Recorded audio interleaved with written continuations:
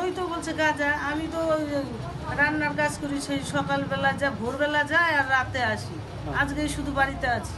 যাদের নিয়ে গেল তারা কারা? ওগুলো আমি চিনি না, ওই পাড়ার কোন পাড়ার ছেলে পেলে ওগুলো চিনি আপনার না। বাড়িতে কি করছিল তারা?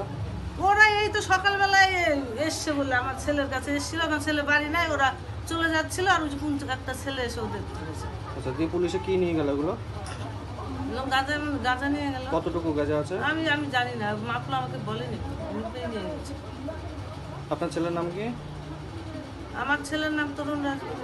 যাদের নিয়ে গেছে তাদের নাম? ওদের নাম আমি জানি না ভাই। আপনার নাম কি? আমার নাম পার্বতী রাজ। তো জায়গাটার নাম কি? যশোদা সাহার বাড়ি।